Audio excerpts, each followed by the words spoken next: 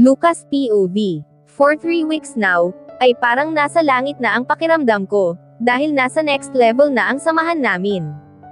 Nagdala ako ng ilang damit sa kondo ng mag-ina ko. Gusto ko sanang sa akin na sila tumira. Pero alam ko na kailangan kong maghinay-hinay. Ayaw kong isipin ni Alexa na masyado na akong nagiging demanding. Sabay kaming pumapasok ni Alexa araw-araw, at sa gabi ay magkatabi na kaming matulog, ngunit hanggang doon pa lang. May weekends na nagkikita kami nila Miko at Selena, sa tuwing dinadalaw nila ang mag-iina. Hindi ko rin naisip na ganito kalakas ang self-control ko, dahil sa pagtitimpi kong angkinan ang mahal ko. Nakatulong na din siguro yung fear na baka magalit ang mahal ko, kung sakaling ipipilit ko ang sarili ko sa kanya. Mukhang busy ka ah. Nagangat ako ng tingin nang marinig ko ang boses ni Lester. Ni hindi mo narinig ang pagkatok ko. Nagunat ako ng likod at sumandal. Hindi naman. Gusto ko lang matapos ang trabaho ko bago mag-uwian. Dahil kay Alexa, tanong ni Lester, habang lumalapit at pagkatapos ay naupo sa upuang nasa harapan ng lamesa ko. Siyempre, para sabay din kaming uuwi. May time kasi na nauuna si Alexa, dahil sa may kailangan akong tapusin trabaho. Kapag ganun ay nagkaklase na ang kambal kapag dumarating ako, at hindi ko na sila nakakasabay sa dinner. Tuldok, masayang masaya ka? Tanong ni Lester. Bakit naman hindi? I mean, kumpleto na ang pamilya ko. So, okay na kayo ni Alexa? I can say na we are. Kaya lang ay parang nagsisimula pa lang ulit ang relasyon namin. At kung tatanungin mo ako, ay walang problema sa akin considering na sinaktan ko siya noon. Kung kabayaran man ito sa kasalanan ko ay maluwag kong tatanggapin. Kung parusa nga ito ni Alexa sa akin, ay masasabi ko na napakagaan na kaparusahan nito. Hindi ko sinasabi na walang kwentang magalit ang mahal ko, pero sobrang pasasalamat ko sa Panginoon, na ito lang ang ginawa sa akin ng babaeng sinaktan ko noon. Higit sa lahat, imbis na masaktan ay kaligayahan pa ang hatid nito sa akin, dahil nagkakaroon ako ng pagkakataon na makasama ang pamilyang itinaboy ko.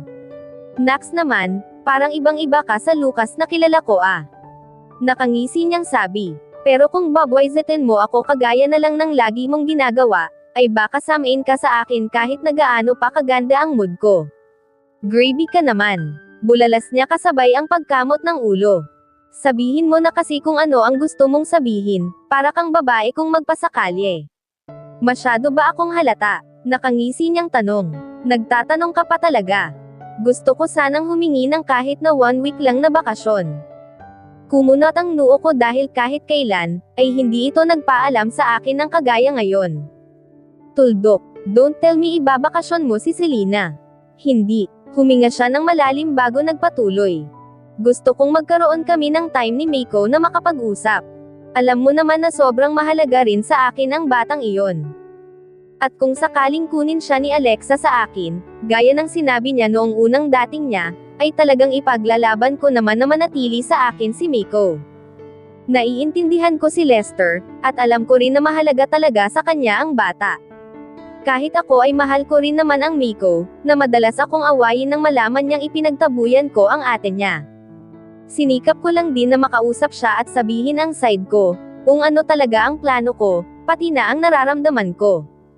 Buti na lang at pinaniwalaan niya ako, kaya okay pa rin kami kahit wala na ang ate niya.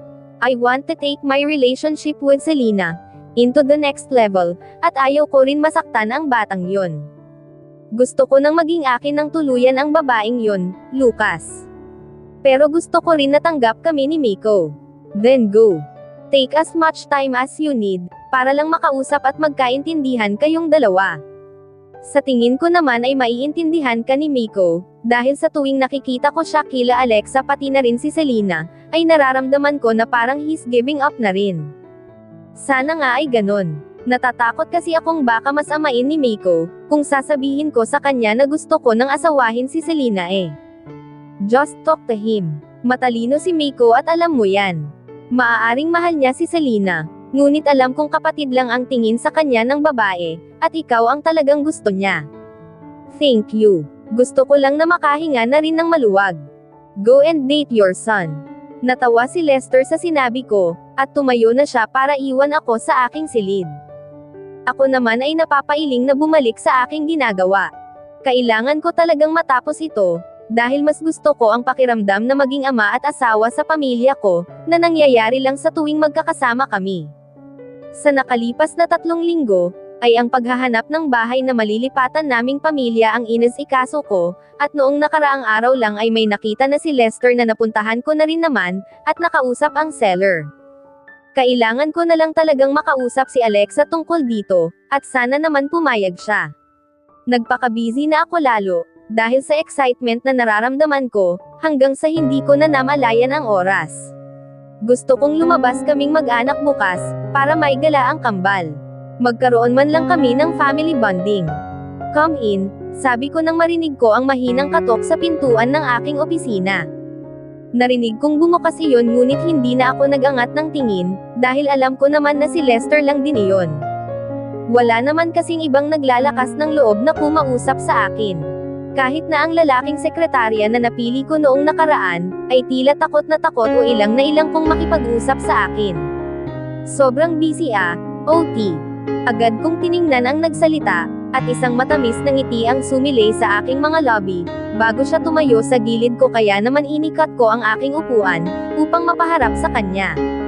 Gusto ko lang matapos na para sabay na tayong umuwi, baby. Kaya lang ay hindi ka patapos, right? Tanong ni Alexa, na tinanguan ko naman. Are you done? Tanong ko. Yes. And gusto ko nang umuwi kaya hindi na kita mahihintay.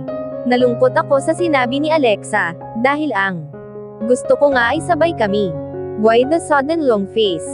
Tuldok, wala naman, gusto ko lang makasabay ka pa uwi, kaya lang ay medyo matatagalan pa ako dito. Tuldok, okay lang. Sabi ko nga, nakasimangot kong sabi. Inabot ko ang kanyang kamay, at dinala iyon sa aking mga labi. Tuldok, stop sulkang, tapusin mo na lang yang ginagawa mo. Alright, I'll eat at home. Then I'll wait for you, sabay na tayong mag-dinner. Ang kambal. I'm sure they'll understand. May gusto din kasi akong sabihin sa'yo. Bigla akong natense doon. Ang seryoso ng mukha ni Alexa, kahit na bahagyang may ngiti sa kanyang mga lobby. Hindi ako mapakali nang makaalis na siya, at nakaramdam ako ng takot. Paano kung sabihin niyang, karapatan ko lang sa mga bata ang kaya niyang ipagkaloob sa akin. Dahil sa sobrang pag-isip at takot, ay lalo pa akong tumagal at talagang ginabi na ako nang uwi. Alexa POV. Mommy, are you sure you're still going to wait for Papa? Tanong ni Savannah na tinanguan ko naman. Kakatapos lang ng klase nila, at hanggang ngayon nga ay hindi pa rin dumarating si Lucas. Madami kasi siyang ginagawa kanina bago ako umuwi, kaya nauna na ako. But you're still not eating. Si Savina na ang sumagot. Hindi pa rin kumakain ang papa nyo, kaya sabay na kami. Hindi umimik ang dalawa at nanatiling nakatingin sa akin. You know what? Why don't you go to your rooms now and sleep? Okay, sabay nilang sabi bago nagsibalikan sa aking pisngi, at saka pumasok na sa kanilang silid. Ako naman ay naiwan na sa sala, at nanatiling nakaupo sa sofa para maghintay pa ng konti. Napatingin ako sa aking phone at nangangati na akong tawagan si Lucas, ngunit pinigilan ko pa rin ang aking sarili. May 1 oras pa akong naghintay bago tumayo mula sa sofa, at niligpit ko na lang ang laptop na gamit ng kambal. Nawalan na rin ako ng ganang kumain, dahil sobrang late na. Papunta na ako sa pintuan para i-secure ang lock nang bigla iyong bumukas at pumasok si Lucas na natigilan nang makita ako. Tuldok, you're waiting, sabi niya matapos isara ang pintuan at i-lock na iyon. Dapat ba hindi? Tanong ko. No, nagulat lang ako. Akala ko ay tulog na kayo ng mga bata. Kumain ka na? Tanong ko kasabay ang paglapit niya, kaya naman naamoy ko ang alak nang sumagot siya. Not yet. Nagsalubong ang kilay ko, at pinigilan si Lucas sa kanyang dibdib, nang yumoko ito para sana ako halikan. Tapos ay uminom ka. 2 shot lang. Tapos ay nagmaneho ka. Magkasalubong ang aming mga paningin, at talagang pinakita ko na sa kanya ang pagkainis ko. I'm not drunk or tipsy. Just 2 shots. You went to a bar. No, sa office lang ako. Mabilis ni Lucas na sabi, na pinaniwalaan ko naman. Let's eat. Tapos ay tinalikuran ko na siya para pumunta na ng kitchen, at maghain ng pagkain namin. Hindi ka pa kumakain. Ang sabi ko hihintayin kita diba? I'm really sorry. Sa totoo lang ay kanina ko pa hinihintay na banggitin ni Lucas ang, baby, na madalas nakarugtong ng mga sagot niya sa akin, ngunit wala pa rin. Nagpatuloy na ako sa paglakad at diretso na set ng table namin. Sabi mo ay sasabihin ka. Nagsisimula na kaming kumain nang magsimula si Lucas na magsalita. Kumain ka na lang na, nagbago na ang isip ko. Baby, I'm really sorry. Kumain ka na at nang makapagpahinga na. Nagpatuloy ako sa pagkain, at ganun din naman si Lucas, nguwit. Mukhang hindi niya malunok iyon. Kung wala kang gana sana ay sinabi mo para hindi. Baby, tense kasi ako eh. Hindi ko alam kung ano yung sasabihin mo sa akin. Natakot ako kaya naman nag 2 shots lang ako ng inom, at sa office lang talaga. Napatigil ako sa pagkain nang marinig ko iyon. Bakit siya may tense at matatakot? Mukha akong nakakatakot nang sabihin ko kanina na may gusto akong sabihin. You look serious, kahit na nakangiti ka, so my mind go crazy thinking. Gusto kong matawa sa kanya, dahil ang laki-laki niyang tao, ay takot siya sa sasabihin ko lang. I was thinking na mae-excite siya at magugustuhan ang gusto kong mangyari. Anong sasabihin mo? Wala, discuss ko lang sana sa'yo, na baka pwede na nating sundan ang kambal. Nagpatuloy ako sa pagkain, pero si Lucas ay nanatiling nakatingin sa akin. Gusto ko rin sabihin na you take me, how you took me before mo ako palayasin. Baby, pero dahil nakainom ka na, baka mabitawan mo lang ako, kapag inaangkin mo na ako. Kaya huwag na lang. Baby, naman. Kain na, Lucas. Hindi na siya umimik, at nagpatuloy na kami sa pagkain. Gutom din pala ako kaya naman marami akong nakain, habang napansin kong halos bigla ring gumana ng pagkain ang lalaki. Napailing ako at napangiti. Nagsimula si Lucas na linisan ang lamesa, ngunit pinigilan ko siya. Ako na dyan, maglinis ka na lang ng katawan mo at matulog. Tuldok. Ako na, baby. Ako na at sa sofa ka, matutulog. Baby. Hindi ko kayang hindi ka katabi. Kinaya mo nga ng almost 8 years. Iyon lang at nagsimula na akong maglinis ng lamesa, tapos ay hinugasan ko na ang aming pinagkainan. Wala na kasi sila Manang Chona at Aliana, at kanina ko pa pinauwi dahil weekends na bukas, at excited nga ako sa pag-uusap namin ni Lucas na sinira lang din niya. Pumasok ako sa kwarto, at napansin kong nasa bathroom pa rin si Lucas. Paano kaya kung pahirapan ko pa siya ng tuluyan? Oo nga, iyon ang gagawin ko. Maya-maya lang ay lumabas na rin si Lucas ng nakarobe. I was expecting na makikita ko ang kanyang katawan ngunit erase. Siya dapat ang makaramdam nito sa akin, at hindi ako. Kailangan kong magtiis. At magpigil. Pagkatapos ay ako naman ang gumamit ng bathroom. Alam kong kahit na sinabihan ko siya na sa sofa matutulog, ay hindi pa rin ni Lucas na mapipigilan ang umapila. Mabilisang linas lang din ang ginawa ko, dahil baka biglang mainip yung isa, at lumabas nga agad ng kwarto. Ang gusto ko ay sasabihan ko pa siya at ipagtutulakan palabas. Am I being too much? No, hindi pa naman. Isa pa, gusto kong malaman niya na ayaw kong naghihintay. Pagbukas ko ng pintuan ng bathroom, ay napansin kong nakaupo si Lucas sa kama, at mabilis na nag-anggat ng kanyang tingin sa akin. Nakatapis lang ako ng tuwalya, at kita ko ang paglunok niya bago ako nagpunta sa closet, para magsuot ng pantulog. Pero imbis na pajama set, ay kinuha ko ang napaka-sexy kong pantulog. Ditali ang strap nun, at hanggang sa itaas ng kalahati ng hita ang haba, at wala akong suot ng kahit na anong pangilalim. Lumabas ako ng walk-in closet, habang nagpupunas ng aking buhok, papunta sa tocador para mag-blow dry, ngunit wala na doon ang lalaki. Kakainis, hindi man lang nakapaghintay. Itinuloy ko na lang ang balak ko, kahit na inis ako. Nang matapos ay lumakad na ako papunta sa malapit sa pintuan, para patayin ang ilaw ng biglang. Pumasok si Lucas. Baby, I'm sorry. I really can't sleep nang hindi. Napamaang si Lucas nang makita ako. Maliwanag ang silid kaya naman kitang-kita ang katawan ko, dahil sa sobrang nipis na suot kong pantulog. Katabi, Patuloy ni Lucas, sa naputol niyang salita. Hindi ko na problema iyon. Hinawakan ko siya sa dibdib at saka bahagyang itinulak palabas ng silid. Pinatay ko na ang ilaw, itinira ko yung dim light sa sulok, kaya aninag ko pa ang kama at nahiga na ako. Pumikit ako, pero alam kong hindi ako makakatulog, sa paghihintay ko sa muli niyang pagpasok, ngunit alam ko rin na hindi ako mabibigo. At tama nga ang hinala ko, dahil after 30 minutes siguro, ay naramdaman ko nang lumubog ang kama sa likuran ko. I'm his baby kaya natural lang na umarte ako. Lucas POV. Para akong mababaliw nang makita ko ang suot ni Alexa na pantulog, na walang itinago lalo at napakanipis lang nun, at wala pa siyang underwear. Ngani-ngani ko na talagang buhatin siya, at dalhin sa kama para angkinan ng paulit-ulit, ngunit itinulak niya ako palabas.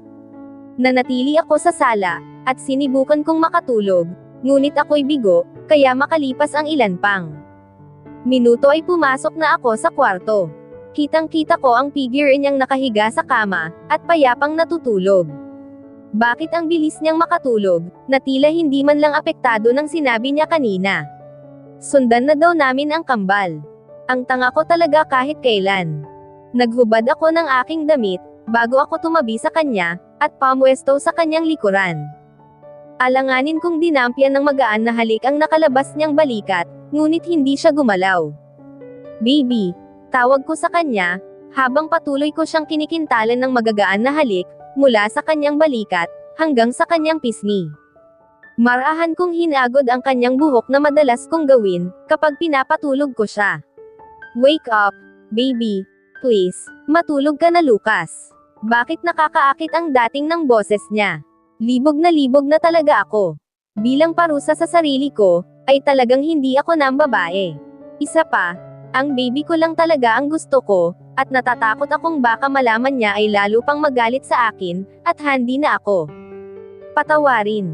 Ano bang gagawin ko? Susundin ko ba siya o pipilitin kong akitin siya, para gawin na namin ang gusto niya kanina? Baby, sundan na natin ang kambal. Baka gusto na nila ng kapatid na lalaki na kambal din. Bulong ko sa kanya, ngunit pumiksi lang siya. Kaya lang ay naramdaman ko ang pananayo ng kanyang balahibo, kaya naman na-realize kong apektado na rin siya ng ginagawa ko.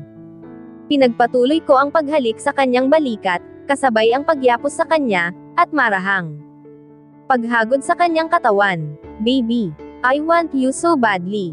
You can get mad at me, you can tell me anything, gawin mo na ang gusto mong gawin sa akin pero talagang aangkinin na kita ulit. Bigla si Alexa na humarap sa akin, ang akala ko ay pagagalitan niya ako, ngunit ganun na lang ang ngiti ko nang bigla niyang sinabi kanina ka pa daldal ng daldal dyan, can't you just do what you want to do? Thank you, baby. Pagkatapos ay hinalikan ko na siya, at naramdaman ko naman din ang pagtugon ni Alexa, na lalong nagpaningas ng pagnanasa ko. Sobra ang kaligayahang nararamdaman ko, nang pumulupot na ang kanyang mga kamay sa aking leeg. Kinalas ko ang pagkakatali ng strap ng kanyang pantulog, ay hinila iyon pababa, kasabay ang pagdaus-dos din ng aking halik, mula sa kanyang mga lobby, papunta sa pisngi, leeg at malulusog na bundok. Napaka-firm pa rin nun. Nagpa-breastfeed kaya siya sa kambal. Mabuti na lang at hindi nila nilambitinan ng husto ang mga iyon, dahil ramdam ko pa rin ang katayugan nun ng sepuhin ko, at tuluyan ko nang inangkin si Alexa. Pareho na kaming makarating sa luwalhating para sa aming dalawa lang, at tanging kami lang ang makapagpaparamdam sa isa't isa. Paulit-ulit, gaya ng kung paano ko siya angkinan nun, ay ganun din ang ginawa ko sa kanya ngayon. Alam kong mapapagod si Alexa, kaya naman naisip kong ipagpaliban na lang muna ang paggala naming pamilya sa kasunod na araw. Kung paano ko siya pinagod, bago ko siya ipinagtabuyan noon, ay ganun ko din siya pinagod ngayon. Ang pagkarga ko sa kanya noon na nagustuhan niya ay inulit ko. Ayaw kong isipin niyang matanda na ako, para gawin ulit iyon kaya naman 2 beses ko siyang inangkin. Alexa POV. Masakit man ang katawan ko, ay maaga pa rin akong nagising ng kasunod na araw. Nasanay na talaga kasi ako sa ganitong routine, kaya walang kaso sa akin no matter how tired, or kulang ako sa tulog. Tumingin ako sa aking tabi, at nakita ko ang mahimbing pang natutulog na si Lucas. Hindi ko maiwasan ang mapangiti, Nang maalala ko kung paano niya ako inangkin kagabi, habang sinasabi niya na kaya pa niya akong sabayan. Nagtaka ako at napansin kong nakaulo pala kami sa bandang paanan ng kama. Muli kong tiningnan si Lucas, at hindi ko mapigil ang haplosan ang kanyang pisngi. Pinagsawa ko ang aking mga mata, hanggang sa may napansin ako sa aking daliri. Inilapit ko ang aking kamay at tinitigan iyon. Do you still remember? Tinignan ko si Lucas na nakadilat na. Inabot niya ang aking kamay, at saka dinala iyon sa kanyang bibig at hinalikan. When did you? I never took that off my body, lagi lang nakakabit sa necklace ko, iyon pala ang napansin ko kagabi. I'm sorry. I took it off. It's my fault. Although umasa ako na aalis kang dala-dala iyan. Mabuti na rin na hindi ko dinala, dahil baka naibenta ko lang ito. Sumimangot si Lucas sa sinabi ko at natawa naman ako. Ibebenta mo talaga? Tanong niya na tila hindi makapaniwala. Oo naman, lalo na kung may sakit ang kambal, tapos wala akong pera talaga. Bigla si Lucas na natahimik, sinalakay yata ng guilt. Ako mismo ang namili ng design na yan, at pinasiguro kong walang kapareho, at hindi kailanman gagawa ng kagaya niya ng jewelry shop na pinag-orderan ko sa Paris. Wow, romantic ka rin pala. Basta para sa'yo, baby. Natouched ako dahil sa sinabi ni Lucas, at mas lalo pa akong naging masaya.